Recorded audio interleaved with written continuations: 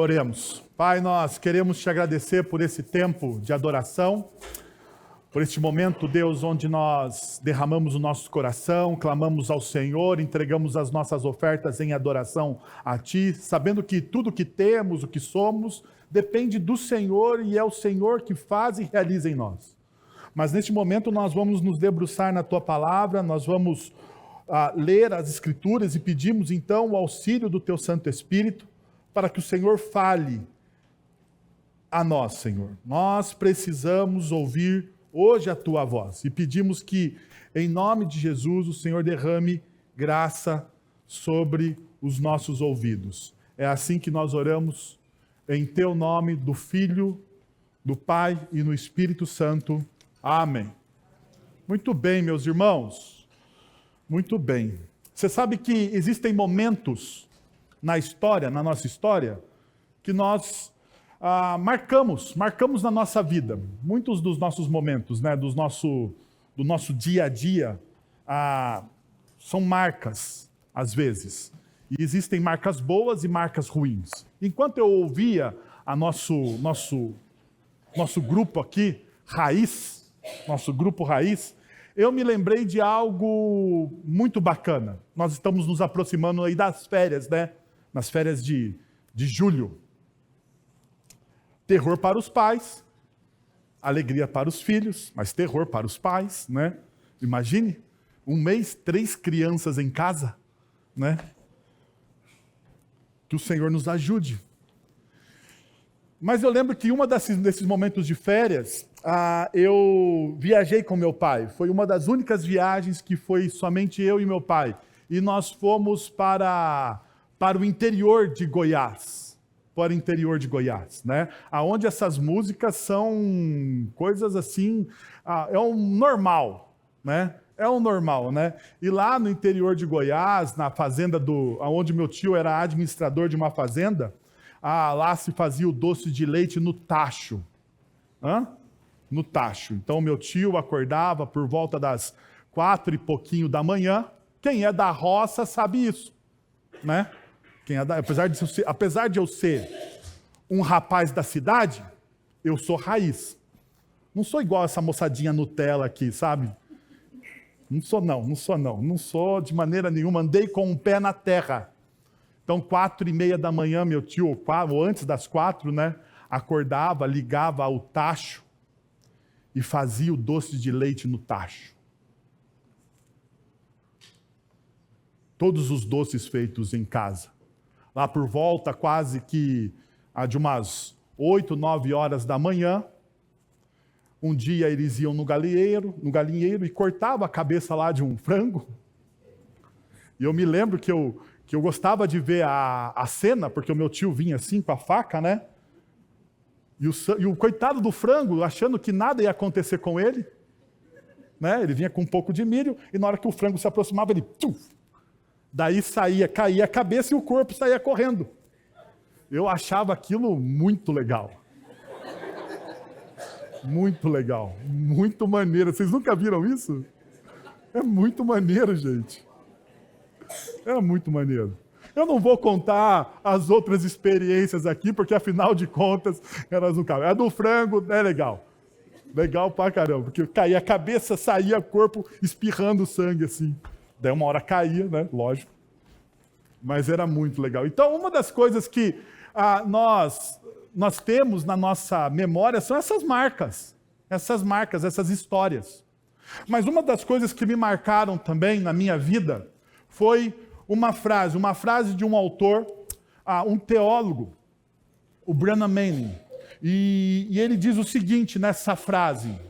Ele fala o seguinte: ao chegarmos ao céu, Deus fará uma única pergunta. Você acreditou que era amado por mim? Ao chegarmos no céu, o Branham Manning, em uma palestra, ele faz uma das últimas palestras que ele deu. Branham Manning, um ex-padre, teólogo e depois um palestrante sobre espiritualidade cristã, ele vai fazer essa pergunta em uma das últimas palestras. Talvez ele, precedendo o seu final, né, ele invoca essa ideia. Ele diz assim: ao chegarmos ao céu, Deus fará uma única pergunta a você. Você acreditou que era amado por mim? Isso me marcou. Sabe quando talvez você tenha essa experiência, né? Diante de uma pregação, de uma palestra, de um filme, de um livro que você lê, existe uma frase, algo que marca o seu coração. Isso aí marcou. E isso eu caminhei e carreguei isso durante anos na minha vida, e quando eu chego a esse texto hoje que nós vamos estudar, eu fiz uma remodelagem da frase. Uma remodelagem da frase. Porque eu acredito que existe, talvez, alguns equívocos teológicos do Branham Manning na frase que ele coloca. Então, eu olhando para o texto e para a teologia reformada, eu fiz uma remodelagem. Ao chegarmos à eternidade, ao momento derradeiro da nossa existência, Deus fará uma única pergunta a você. E lembrando que nós somos salvos em Cristo Jesus. E talvez essa seja a pergunta na minha cabeça, estou dizendo que isso aqui é meu, tá? Não está na teologia, é meu, ok? Para depois você dizer, da onde ele tirou isso da Bíblia? Não. Na minha cabeça, na minha imaginação, no meu coração, a partir da frase do Branham Manning, Deus vai fazer uma única pergunta. Nós não seremos julgados pelos nossos méritos, porque nós somos salvos em Cristo Jesus. Os méritos todos da nossa salvação estão em Cristo. Mas eu creio que Deus vai fazer uma pergunta para a gente. E a pergunta é essa: você viveu como alguém que foi ou é amado por mim? Você percebeu que eu dei uma mudada? Você viveu na sua vida, nesse momento, porque após a eternidade, existe uma outra realidade que a gente tem imagens do que será. Nós temos vislumbres, mas nós ainda não compreendemos como será a eternidade. Nós temos aquilo que a Bíblia afirma e será uma realidade muito superior à nossa. Muito superior à nossa. Porque, como a Bíblia mesmo diz, nem olhos viram, nem ouvidos ouviram, nem penetrou em coração humano algum que Deus tem preparado para aqueles que o amam. Então, a eternidade é algo que a gente não consegue dimensionar na nossa pequena imaginação. Será maravilhoso. Mas agora nós temos uma missão e propósito. Neste momento da história, eu e você temos uma missão e propósito. E a forma como nós vivemos as nossas vidas, a forma como desenvolvemos as nossas carreiras, a forma como nós nos relacionamos com o outro, é marcado por isso, ou por essa palavra, amor.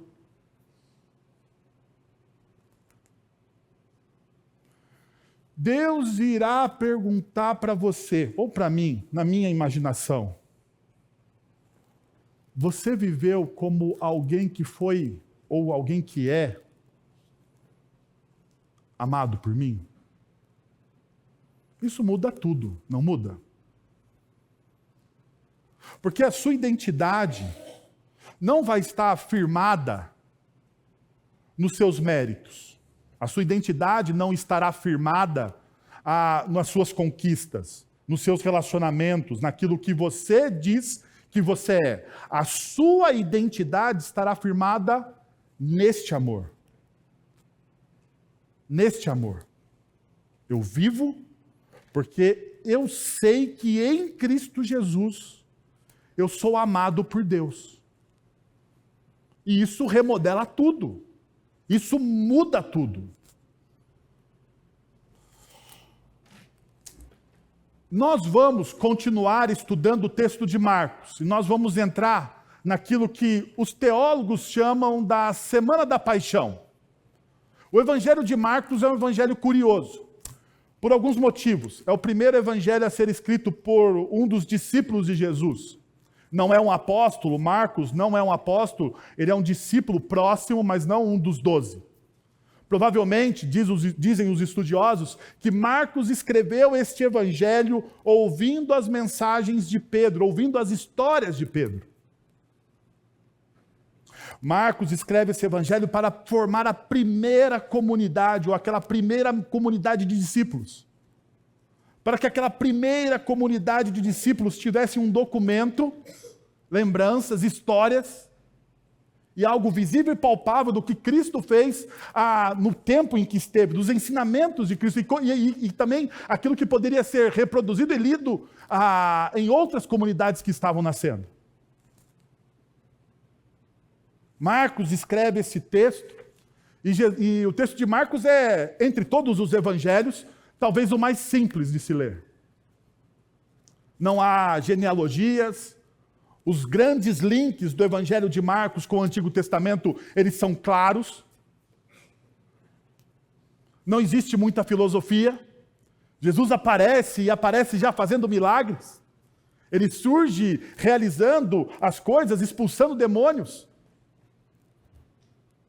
Mas uma das curiosidades do Evangelho de Marcos é que Marcos, do capítulo 11 até o final, capítulo 16, ele vai tratar da Semana da Paixão.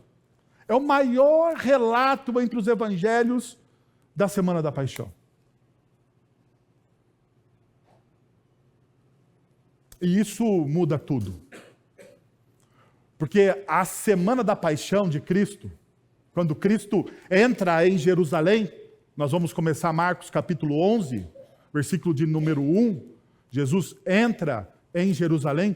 Quando Jesus entra em Jerusalém, ele entra na última etapa da sua existência terrena. Mas é essa última etapa que muda toda a história. Toda a história. Se essa última etapa, se esses últimos 6 capítulos não existissem na história, o apóstolo Paulo diz que a nossa fé seria o quê? Vã. Vã. Não adiantaria você crer num Deus, porque você nunca conseguiria satisfazer esse Deus. É somente por esses últimos 6 capítulos que a nossa fé ganha significado. É nesses últimos 6 capítulos que nós somos impactados por um amor tão grande, de alguém justo que dá a vida pelo injusto. O próprio apóstolo Paulo, em determinado momento das suas cartas, ele diz: quem daria a vida por um injusto? Essa é a pergunta do Evangelho. Quem daria a vida por um injusto? Quem se entregaria por um adúltero? Alguém que no coração conspira o mal? Mas talvez você não se veja assim tão mal. Porque nós nunca nos vemos tão mal, não é verdade? Nós sempre achamos que a maldade do outro é maior do que a nossa maldade. Não é assim? Você pode cometer o mesmo desatino da outra pessoa, mas a sua maldade, você é muito mais benevolente com você. Você é muito mais benevolente com você. Né? Em casa acontece isso. Vocês sabem, né? Eu gosto muito de sorvete em casa. Então, quando eu vejo assim a Kathleen pegar uma segunda rodada de sorvete após o almoço, eu falo assim: mas de novo, amor? Mas de novo? Segunda rodada? Você não acha muito, não? Não vai fazer bem para você. Vai subir a sua triglicérides. Pare com isso. Pare com isso. O seu colesterol, amor, você tem que cuidar de mim. Você tem que viver mais do que eu. Porque você tem que viver mais do que eu posso comer mais de uma vez. Porque o olhar sobre mim é muito mais benevolente do que o olhar sobre a outra pessoa. É assim muitas vezes que nós nos achamos. Mas o Evangelho, ele vem para mostrar que você não é tão bom assim. O Evangelho vem para desnudar você. Mostrar que a sua bondade não é tão boa e que talvez você seja muito mais mal do que você pensa, você só não tem coragem de fazer aquilo que você pensa. Porque eu sou assim, eu penso cada coisa, o que me falta é coragem. Eu não peço para Deus coragem, porque no dia que eu tiver coragem, eu acho que eu vou falar que nem o Guilherme fala, eu meto um louco.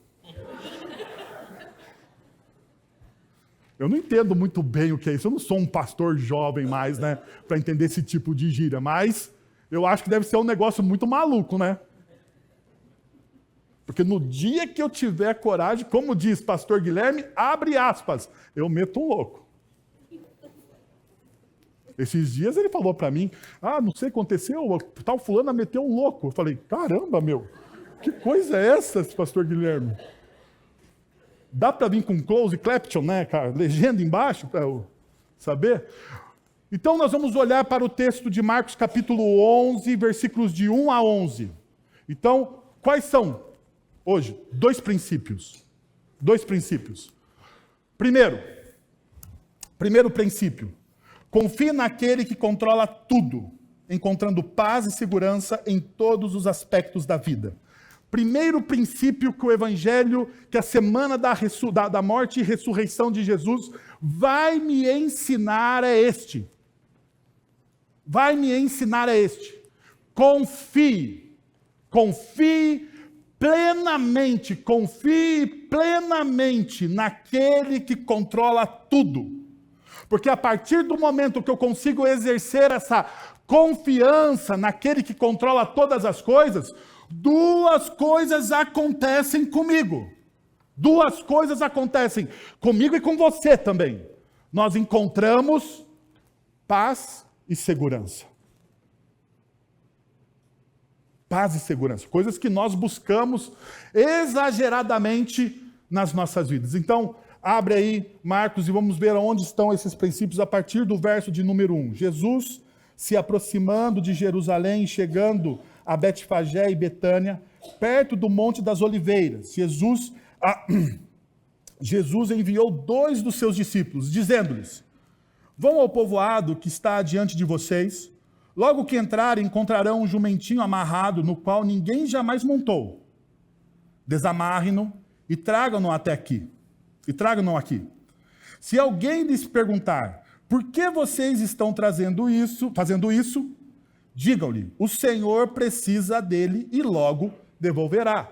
Perceba, uma das coisas que a gente precisa entender em textos que não são prescritivos, mas são narrativos, e isso aqui é uma narração, é que os detalhes fazem toda a diferença. E o texto começa dessa forma, com uma ordem de Jesus, dizendo-lhes. O verbo aqui usado, empregado pelo evangelista, é o verbo legou. Geralmente esse verbo legou, ele significa dizer ou falar. Mas aqui também eles têm algumas implicações que se destacam no nosso contexto. Primeira coisa, que esse verbo legou se desdobra no nosso contexto, é este. Ele é usado para expressar comandos ou ordens dadas por alguém com autoridade. Perceba, quando Jesus diz, o texto já mostra para a gente algumas coisas. Veja, vão ao povoado que está diante de vocês, logo que entrarem, encontrarão um jumentinho amarrado, no qual ninguém jamais montou. Desamarrem-no e tragam-no aqui. Se alguém lhes perguntar por que vocês estão fazendo isso, digam-lhe, o Senhor precisa dele e logo devolverá. Perceba, verbos imperativos. Vão, desamarrem-no, tragam-no, digam-lhe. Todos estes verbos são verbos imperativos. São verbos de alguém que está dando ordem, mas sem opção alguma. Os discípulos não tinham opção de fazer ou não fazer. A ideia principal desse texto é essa. Jesus, então, está dando uma ordem direta aos seus discípulos, mostrando para eles a sua autoridade. Agora, perceba essa realidade. Essa autoridade de Jesus, ela não é uma autoridade simplesmente temporal, como muitas vezes nós imaginamos. ela transpassa a temporalidade da autoridade de Jesus. Não, ela é muito maior do que o nosso próprio tempo. Perceba, uma das realidades, a autoridade sobre todos os atos da história. Se você olhar para o texto que nós estamos lendo e estudando nessa manhã, você vai entender essa realidade. Não há nada acidental na entrada triunfal que Jesus faz em Jerusalém. Tudo foi meticulosamente planejado, organizado e ocorre conforme o devido propósito. Mas a pergunta é: isso foi planejado quando? Dias antes? Semanas antes? Meses antes? Quando isso foi planejado? Em que momento isso foi planejado? Porque muitas vezes nós olhamos para essa autoridade temporal de Jesus. No entanto, quando nós olhamos para as Sagradas Escrituras, nós percebemos essa autoridade que transpassa o tempo. Por exemplo, Zacarias, capítulo 9, verso 9, diz o seguinte: alegre-se muito, cidade de Sião, exulte Jerusalém, eis que o seu rei vem a você, justo e vitorioso, humilde e montado num jumento, um jumentinho, cria de jumenta. Séculos antes, Zacarias, um profeta, fala sobre a entrada de Jesus. Séculos antes. Não foi planejado minutos antes, não foi planejado semanas, meses antes, não é um teatro. Perceba essa realidade. Na entrada triunfal de Jesus em Jerusalém, nada aconteceu por acaso. Cada detalhe foi meticulosamente planejado e executado conforme a vontade divina. Essa cena não é apenas um evento histórico, mas um cumprimento profético e complexo que ecoa ao longo de séculos da revelação do Antigo Testamento. No tecido das Escrituras hebraicas encontramos, perceba, no tecido das Escrituras hebraicas nós encontramos mais de 300 profecias que convergem em Jesus. Eu estou mostrando para vocês Zacarias, capítulo 9, verso de número 9, uma profecia. Mas ao olharmos e estudarmos as Sagradas Escrituras, nós encontramos mais de 300 profecias que convergem no Cristo. Essas profecias são registradas em 39 livros diferentes, escritos por mais de 35 ou 31, dependendo do teólogo, escritores em diversas épocas e séculos.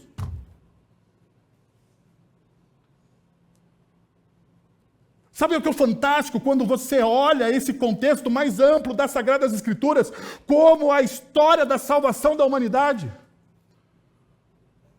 Você percebe que não existem equívocos, não existem contradições, não existem dissonâncias. Eu não sei se você sabe, mas ganhei o meu título de mestre. Vocês estão sabendo? Não? Agora vocês me chamam de reverendo mestre. Ganhei o meu título de mestre a duras penas. A duras penas. Mas quando eu olho para as Sagradas Escrituras e vejo que não há controvérsia, que existe uma linha unificadora de todos os temas, eu lembro da minha dissertação. E uma das críticas do meu orientador, a primeira crítica que ele fez, mandei meu trabalho suado, nos últimos momentos da história, sabe, 00:30, 1h da manhã, você manda, você dá aquele, enviar. E daí você pensa, não, ele vai ser misericordioso comigo. E daí o meu orientador leu o meu trabalho, tem 120 páginas. Ele leu, Meu trabalho tem 120 páginas, escrito por uma única pessoa. Ele leu, e uma das críticas que ele mandou para mim, que ele mandou um papelzinho com as críticas. É muito legal criticar as pessoas. Porque, por exemplo, eu escrevi 120 páginas, mas com um papel ele escreve tudo o que ele acha do meu trabalho. Então ele mandou. E uma das coisas que me marcou foi, ele falou assim, Wellington, o capítulo 3, ele está incoerente com a afirmação do capítulo 4. E ele não colabora com a sua conclusão. Refaça.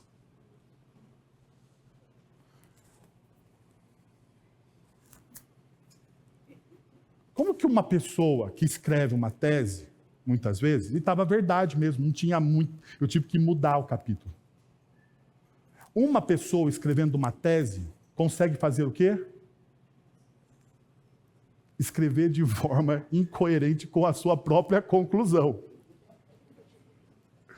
Agora imagine o seguinte, 39 livros. Autores diversos. Profecias em diversos tempos da história, em momentos diferentes da história. Mas não é uma, não é duas, é 300, mais de 300 profecias a respeito do Messias. E todas, literalmente todas se encaixam na pessoa de Jesus. Isso só pode ser um milagre. Não é verdade? Isso só pode ser um milagre. Deus está construindo a história da nossa salvação. Apesar dessa diversidade dos escritores e dos contextos, todos esses relatos se unem em uma única narrativa, conduzindo por uma esperança única na promessa do Cristo, do nosso Messias. Como podemos explicar tal coerência? Como podemos olhar para tal texto e dizer, não, isso aqui é uma obra monumental?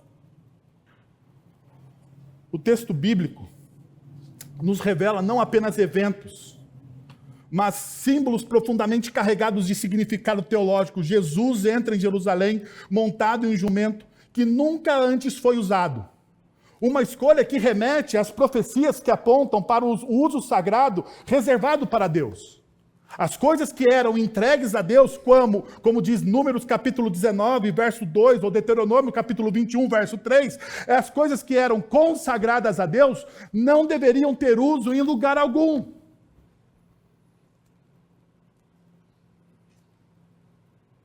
Quando a arca da aliança era carregada por meio do povo, quando essa arca era trazida de volta para o santuário, ou para o templo de Jerusalém, ela foi carregada por um jumento, por um cavalo que nunca tinha sido usado. Porque aquilo era separado. Esse símbolo se harmoniza com o fato de que Maria, a mãe de Jesus, era virgem quando concebeu e deu à luz a Cristo. Desta forma, o túmulo no qual Jesus foi colocado após a sua morte nunca havia sido usado, testemunhando a pureza e a santidade do sacrifício de Jesus. Cada detalhe, desde o nascimento até a morte e ressurreição de Jesus, está entrelaçado em um tecido devidamente orquestrado de profecia, de promessa e cumprimento. Todos os eventos, demonstrando a soberania e a fidelidade de Deus ao longo da nossa história da redenção. Perceba essa realidade. Portanto, não vemos apenas eventos históricos aqui, mas o desdobramento gracioso e cuidadosamente planejado de um plano da salvação, revelado através de figuras, eventos, símbolos e apontando por uma promessa, uma única promessa, uma promessa de salvação em Cristo Jesus. Deixa eu te falar uma coisa. Dentre todas as religiões, a única confissão de fé verificável é o cristianismo. Todas.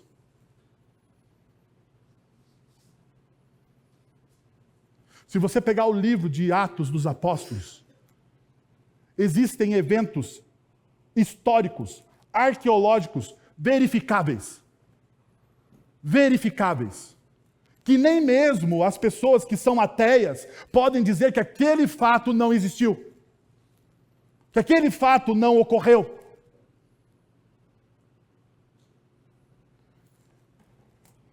Será que esse Deus, ao qual Cristo Jesus nos apresenta, através do seu sacrifício, não é digno da sua confiança?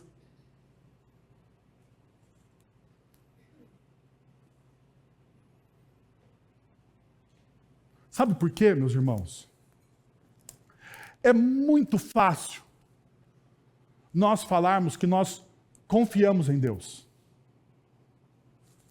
Não é verdade? É muito fácil você falar que você confia em Deus. Eu confio em Deus. Nós cantamos isso. Muitas vezes nós oramos isso. A pergunta, que é a pergunta que eu fiz no início da nossa reflexão nessa manhã: nós vivemos como? Nós vivemos como? Porque se você vive como alguém que é amado por Deus, amor exalta o quê? Exige o quê? Confiança. Ou não exige?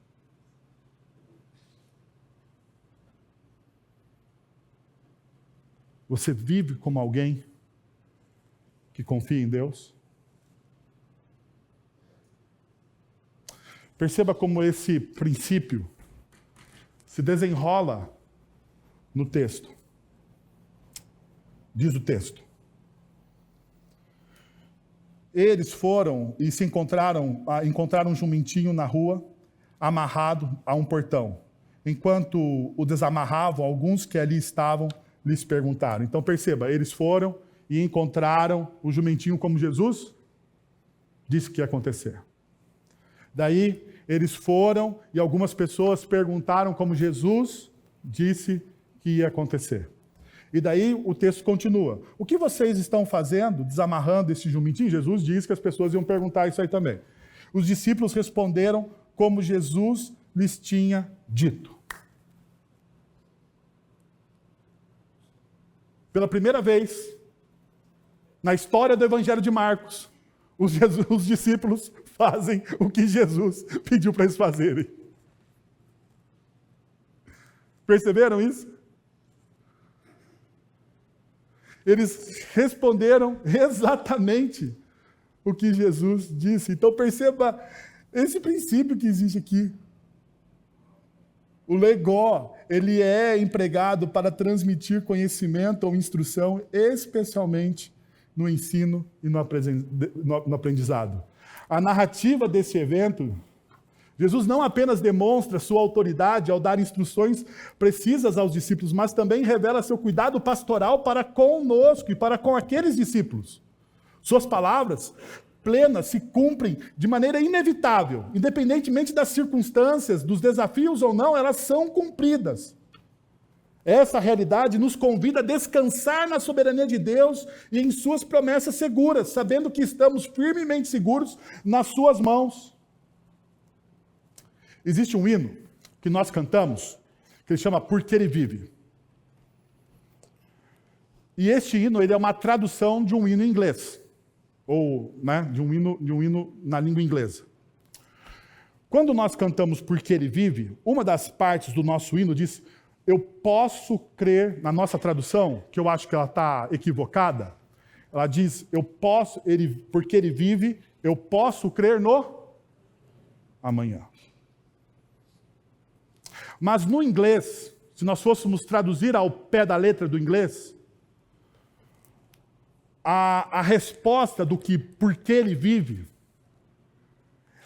é: eu posso enfrentar o amanhã.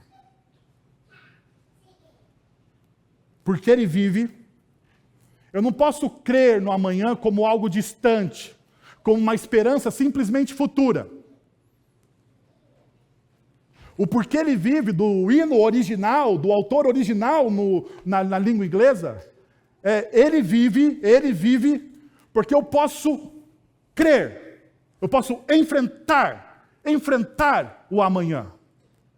Porque Cristo vive, eu posso enfrentar o meu amanhã, independente das circunstâncias.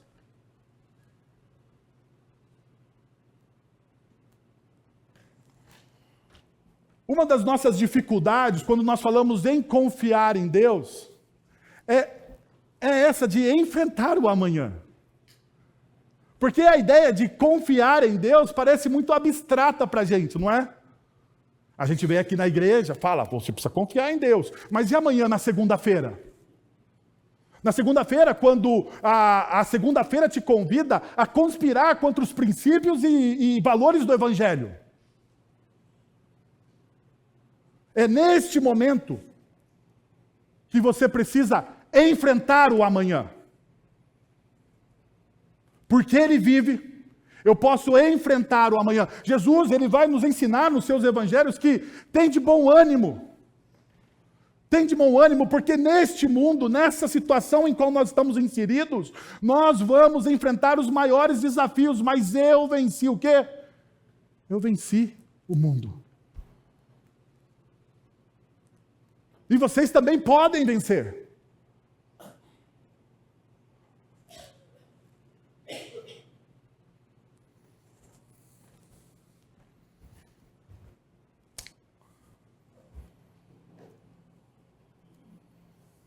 Será que de fato nós vivemos como pessoas que confiam plenamente em Deus? Que como os discípulos neste momento, e nos raros momentos que os discípulos são discípulos, eles fazem exatamente o que o Cristo disse. Exatamente o que o Cristo disse. Respondem da mesma forma que Jesus ensinou eles a responder. Será que nós respondemos às perguntas que as pessoas fazem da mesma forma que Jesus nos ensinou a responder?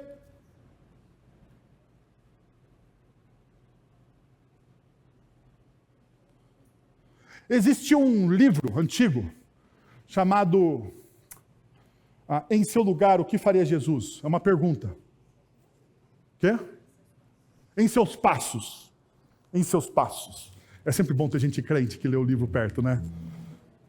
Em seus passos, o que faria Jesus? Eu lembro que é uma história de uma cidade que foi impactada por um evento. E a partir daquele evento, todo mundo começou a fazer essa pergunta. Em seus passos, o que faria Jesus? No seu lugar, qual seria a atitude de Jesus? Eu sei, isso parece algo extremo, mas é a realidade do discípulo. Se nós, de fato, somos discípulos de Jesus, nós ouvimos o que Jesus diz, nós temos que andar nos passos do nosso mestre. Por quê? Porque o fato de eu andar nos passos do meu mestre demonstra que eu confio em quem? Nele. Eu confio nele. Segundo,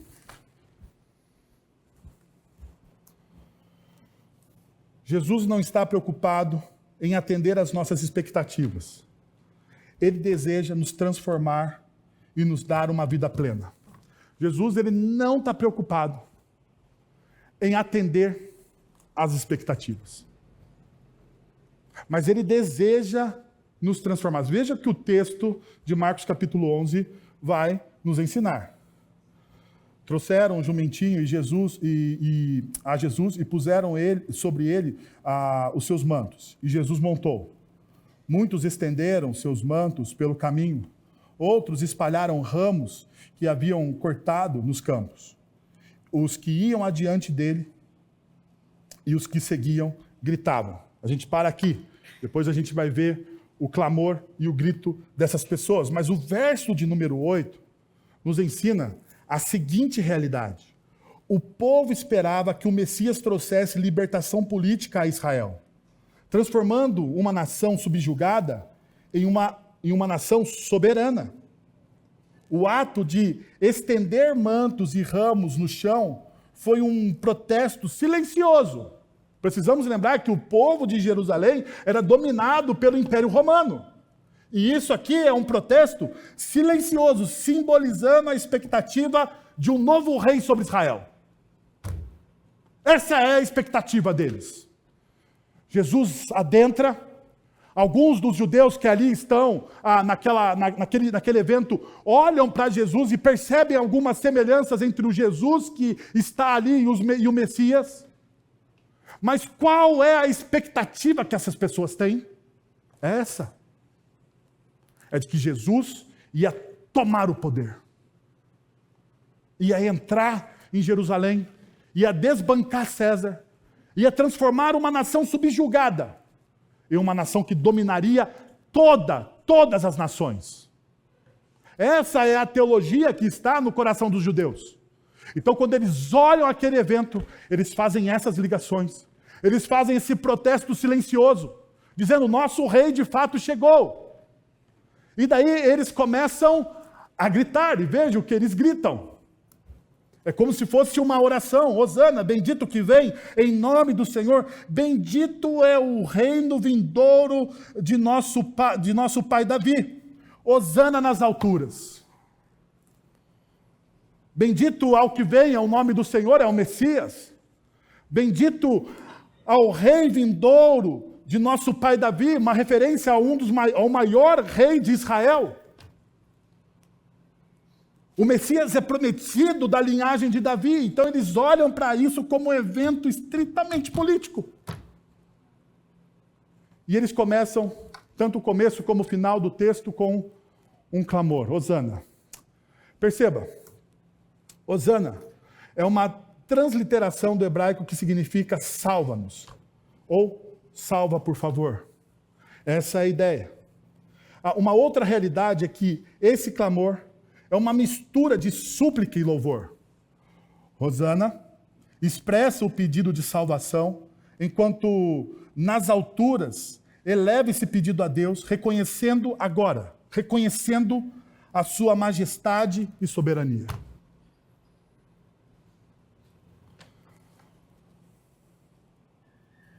Quando nós clamamos por salvação, que tipo de salvação nós desejamos?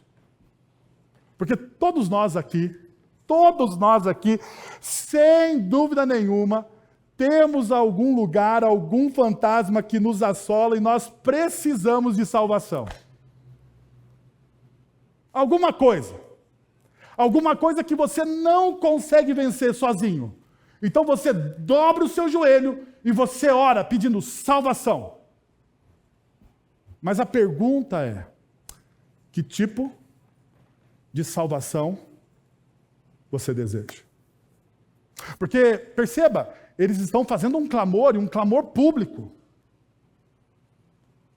Eles estão gritando, o texto bíblico diz que eles gritam, Hosana. É quase como um avivamento. E esses homens e mulheres que estão clamando, eles estão clamando por salvação. Mas a pergunta é, quando nós clamamos por salvação, que tipo de salvação desejamos? Veja, quando você olha para esse texto, você pode traduzi-lo da seguinte maneira, ou você pode interpretá-lo melhor, da seguinte forma: salva-nos, ó Deus, desde o alto da sua morada celestial. Bendito é Jesus, o Messias, que vem em nome do Senhor para trazer o quê? Salvação. Salvação.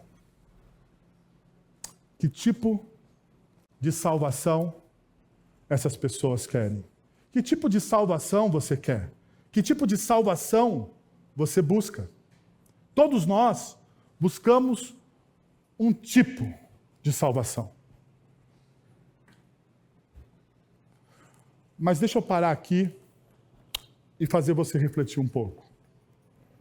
E se Deus, na sua soberania, na sua majestade e glória, Ele der a você não a salvação que você deseja, mas a salvação que você precisa? Qual seria a sua reação diante desse Deus?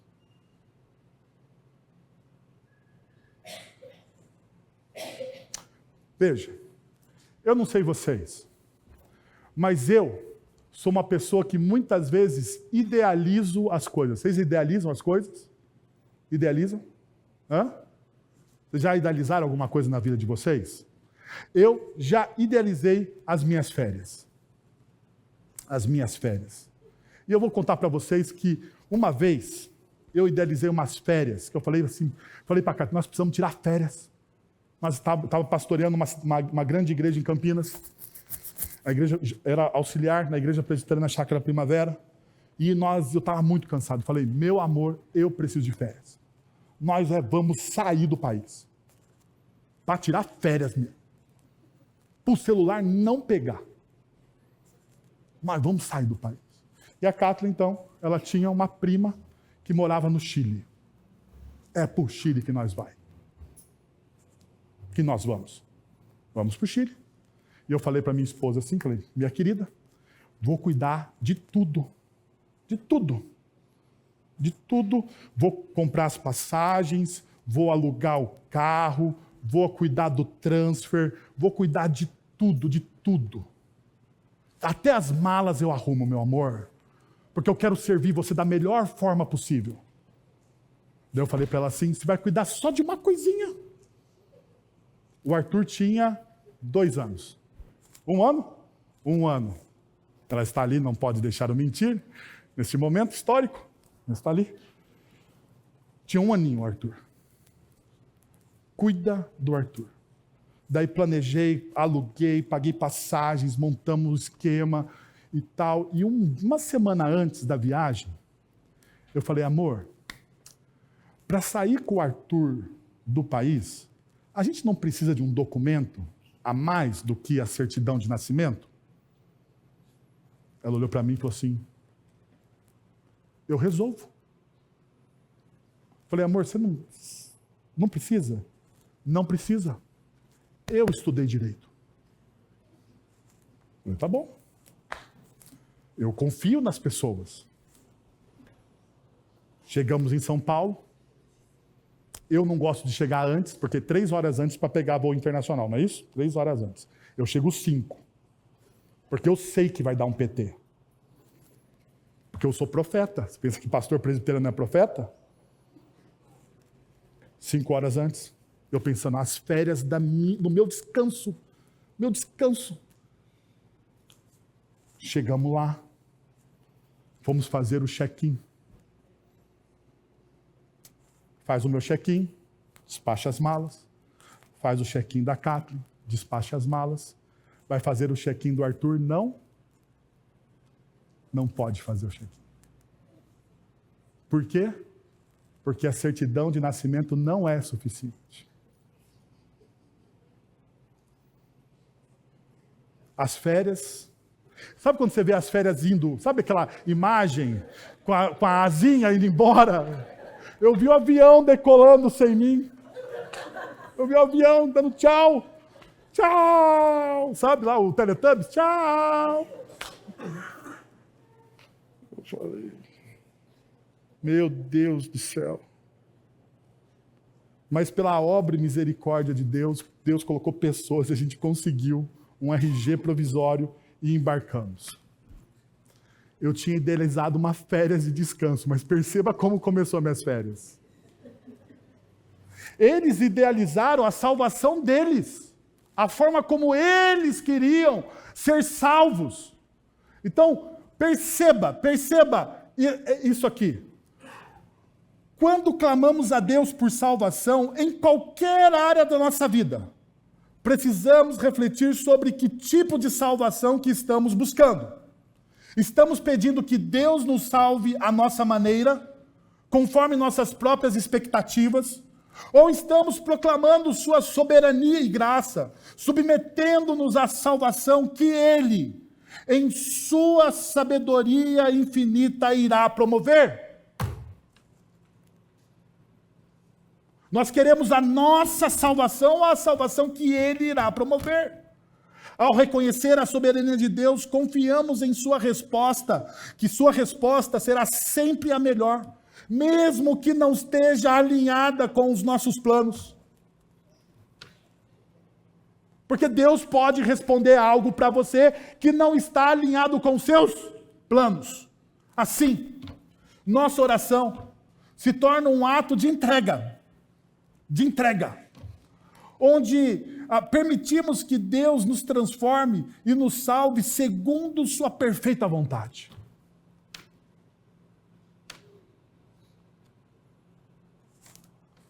É assim que você quer salvação? Porque o povo judeu buscava um tipo de salvação que eles não estavam dispostos a negociar com Deus. Eles não estavam abertos a ouvir que Deus tinha para fazer na vida deles. Será que você está disposto, aberto a ouvir o que Deus tem para dizer a vocês? Assim como eu. Então, perceba, alguns teólogos vão falar sobre a oração e como isso é verdade em nossas vidas.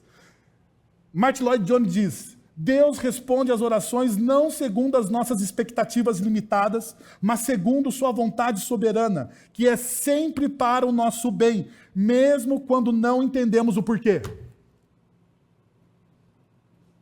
Deus responde a todas as nossas orações, não segundo as nossas expectativas. Deus vai responder às suas orações, não segundo as suas expectativas. Porque as nossas expectativas, elas são limitadas. Mas Ele vai responder segundo a sua bondade.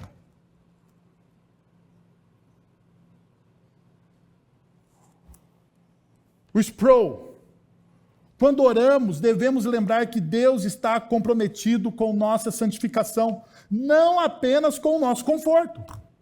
Suas respostas às nossas orações são moldadas por este compromisso divino. Frequentemente nos surpreendemos. Ainda, Packer: a oração não é um instrumento para manipular Deus, mas um meio de alinhar nossa vontade à dele. Suas respostas frequentemente desafiam nossas expectativas para nos conformar mais à imagem de Cristo.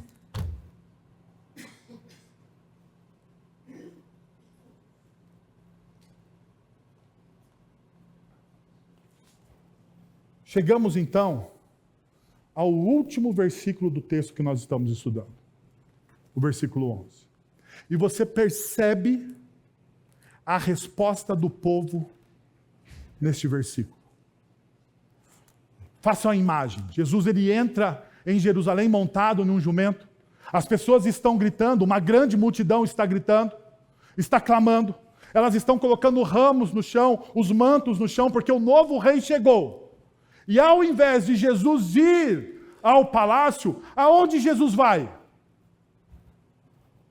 Jesus foi ao templo. Aonde está a multidão que clamava Jesus, o novo rei? Aquele que veio nos salvar? Aonde está essa multidão? Ela sumiu. Ela desapareceu porque Jesus não atendeu às expectativas que eles tinham. Ao invés de Jesus ir ao palácio, Jesus ele vai ao templo.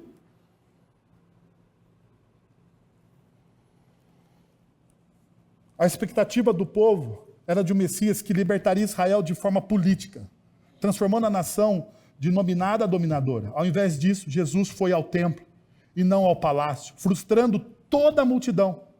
Perceba o fim melancólico do texto. É o fim melancólico do texto.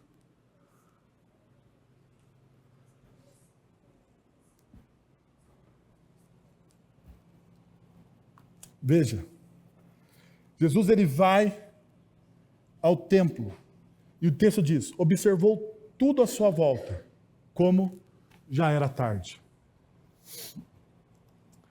A expressão observou tudo indica que Jesus examinou todas as coisas minuciosamente. Ele estava realizando uma análise cuidadosa. O que deveria ser sagrado naquele lugar, de alguma forma, se tornou o quê? Profano. Perceba, Jesus ele entra no templo e ele entra naquilo que as pessoas chamam do pátio dos gentios. Era um lugar que todos poderiam circular, até mesmo aqueles que não eram da religião judaica. Todos naquele lugar, no pátio dos gentios, eram bem-vindos. Mas ao Jesus entrar no pátio dos gentios, o que ele vê? Ele vê o sagrado sendo transformado em quê? Em profano. Se você correr os seus olhos pelo texto de Marcos, você vai perceber que Jesus vai expulsar os vendilhões do templo. Aonde os vendilhões do templo estavam? No pátio dos gentios. Aquilo que era para ser um lugar de encontro com Deus, se tornou um lugar profano. Então a pergunta surge: por quê? Por que nós estamos nos tornando os lugares santos em lugares profanos? Por quê? A resposta pode ser: transformamos o sagrado em profano quando adulteramos sua finalidade e nos desviamos do propósito original que Deus lhe deu. Nós transformamos o sagrado em profano quando adulteramos sua finalidade daquilo que Deus nos deu para fazer. Na confissão de fé da Igreja Reformada da América do Norte, no ponto 15, ele diz o seguinte: quando os seres humanos desfiguram a imagem de Deus, o mundo inteiro sofre. Nós abusamos da criação ou a idolatramos. Estamos alienados do nosso Criador, do nosso próximo, de nosso verdadeiro eu e de tudo que Deus criou. Quando nós tornamos aquilo que é sagrado em profano, toda a criação sofre. Toda a criação sofre. Nós abusamos da criação ou nós a idolatramos? Nós estamos em desconexão com Deus, nós estamos em desconexão com o nosso próximo e nós estamos em desconexão com o quê? Conosco mesmo.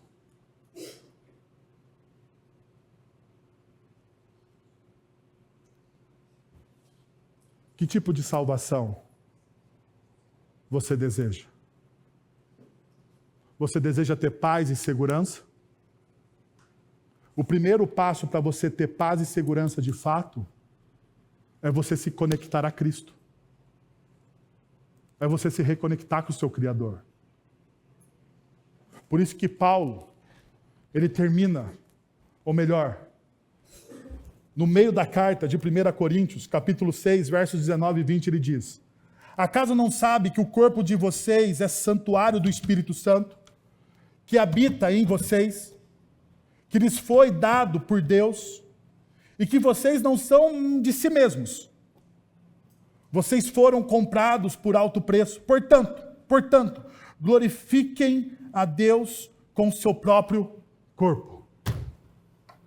Nós não temos mais um templo que é sagrado. O que é sagrado agora? Nós não temos mais um templo que é sagrado. O templo que era sagrado, através do sacrifício de Cristo Jesus, foi destruído. O que é sagrado agora? Segundo Paulo, o nosso corpo. O nosso corpo é sagrado agora. Segundo Paulo, você agora, através de Cristo Jesus, é a habitação de quem? Do Espírito Santo de Deus. Será que você transformou o sagrado em profano?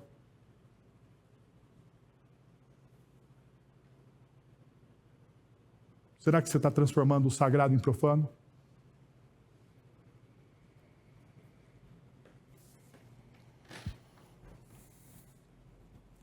Quero desafiar vocês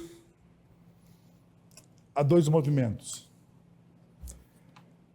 Desafia-se a depositar a sua confiança inabalável na soberania de Deus, descobrindo uma paz profunda e segurança em todos os aspectos de sua jornada, mesmo diante das incertezas.